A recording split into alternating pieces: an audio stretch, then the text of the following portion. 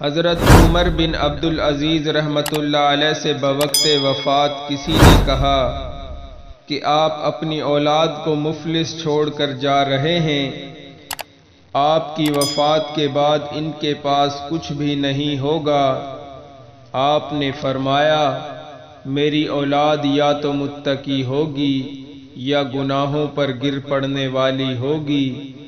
اگر وہ متقی ہوگی تو اس صورت میں اللہ تعالیٰ اس کے رزق کا ذریعہ خود پیدا فرما دیں گے، کیونکہ اللہ تعالیٰ نیک لوگوں کے متولی اور نگران ہیں۔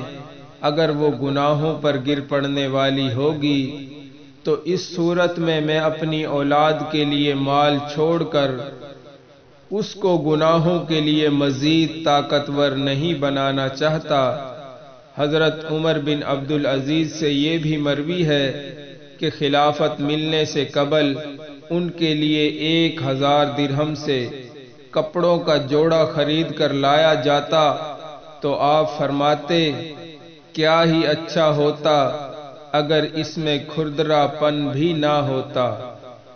لیکن خلیفہ بننے کے بعد صرف 4 یا 6 درہم سے معمولی کپڑا خرید کر جب ان کے لیے لایا جاتا تو آپ فرماتے، کپڑا اچھا ہے لیکن اس کی یہ نرمی نہ ہوتی تو بہت اچھا ہوتا۔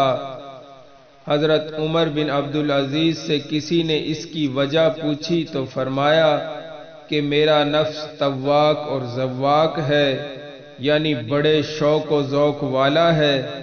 جب اسے کوئی خواہش ہو اور وہ پوری ہو جائے تو پھر اس سے اوپر والی چیز کی تمنا کرتا ہے، یہاں تک کہ اس کا مزہ بھی حاصل کر لے۔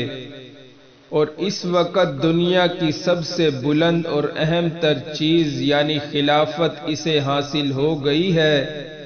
خلافت حاصل ہونے کے بعد میرا نفس خلافت سے بھی بلند چیز کا مشتاق ہوا، اور خلافت سے بلند درجہ تو آخرت میں اللہ تعالیٰ کے ہاں ملتا ہے، سو میرے نفس کو آخرت میں ملنے والے اس بلند درجے کی خواہش ہوئی، اور اس کا حصول ترک دنیا سے ہوتا ہے، اس لیے میرا نفس ترک دنیا اختیار کرنے لگا۔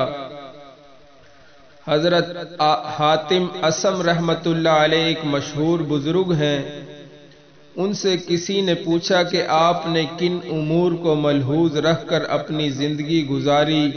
انہوں نے فرمایا کہ وہ 4 امور ہیں۔ اول یہ کہ مجھے یہ یقین ہوا کہ میں ایک لمحہ بھی اللہ تعالیٰ سے اوجھل نہیں ہو سکتا، سو مجھے اللہ تعالیٰ کی نافرمانی کرنے سے حیا آئی۔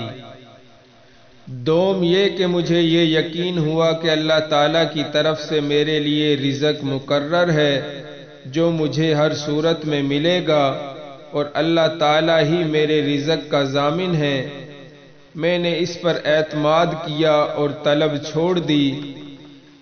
تیسرا یہ کہ مجھے یہ یقین ہوا کہ مجھ پر کچھ فرائض ہیں جنہیں میں نے ہی پورا کرنا ہے، میری جگہ کوئی اور آدمی وہ فرائض پورے نہیں کرے گا، پس میں ان میں مشغول ہو گیا۔